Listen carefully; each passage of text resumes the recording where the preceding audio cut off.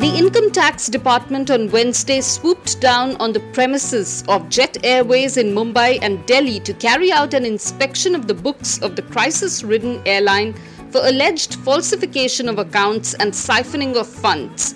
As many as 50 tax officials are reported to have been pressed into action for the survey operation under Section 133A of the Income Tax Act at the Naresh Goyal-led airlines Andheri and Nariman Point offices in Mumbai. Two of the airline's offices in Delhi are also being covered in the survey, which would continue for 2 days, officials said. Rana Kapoor will complete his tenure as the Managing Director and Chief Executive Officer of Yes Bank early next year. The Reserve Bank of India has reportedly asked the private lender to look for a replacement as it extended Kapoor's tenure to January 31, 2019. The Yes Bank board will convene next week to take further decisions in this regard. There is no order by any UAE court to extradite Christian Michel, the alleged middleman in the Augusta-Westland chopper deal, to India, it is learnt, in a twist to the issue of getting the British national to face probe by Indian investigation agencies. Official sources last night said that a Dubai court has ordered for the extradition of Michel in the Rs 3,600 crore Augusta-Westland VVIP choppers deal case. The CBI on Wednesday said it was awaiting confirmation from the Ministry of External Affairs on reports about extradition of Michel from the UAE. It is learnt that there was no court order on extradition of Michel to India as reported. About 11 years after it set up the food and grocery retail business, Aditya Birla Group has signed a deal to sell Aditya Birla Retail to homegrown private equity fund Samara Capital and global e-commerce giant Amazon.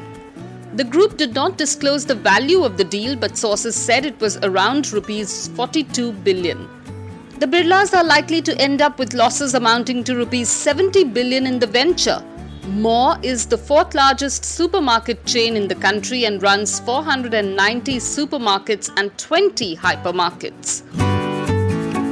The Gujarat Assembly passed a bill yesterday by which the salaries of the MLAs, ministers, speaker, deputy speaker and leader of opposition will go up by at least Rs 45,000 a month. Accordingly, the monthly salary of the MLAs will be hiked to Rs 1.16 lakh as against the existing Rs 70,727, a rise of about 64%. While those of the ministers, assembly speaker, deputy speaker and leader of opposition will go up to Rs 1.32 lakh from Rs 86,000, an increase of about 54%. According to a Reuters report, global tech companies are gearing up to oppose new legislation in India that would require Facebook, PayPal and others to store user data in the country.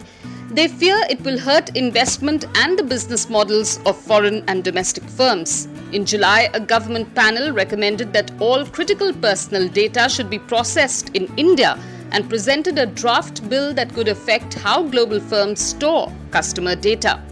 Their concerns are to be taken up by lobby groups planning a joint effort to pressure New Delhi to reconsider. Risk-averse bankers are slowing construction of infrastructure projects in India, Nitin Gadkari, the country's Minister for Road Transport and Highways, said while addressing the Bloomberg India Economic Forum. Loans to road contractors and bank guarantees for projects have dried up, threatening to stall India's plans to build more than 84,000 kilometers of roads by 2022, Gadkari said. Cautioning businesses in India to be ready for a long-drawn trade war with US, Alibaba Group founder Jack Ma said the dispute could drag for 20 years, extending far beyond the presidency of Donald Trump. China needs to strengthen its economy to deal with the conflict and shift trade relations from the US to regions like Southeast Asia and Africa, Ma said during a speech at the company's Investor Day conference in Hangzhou.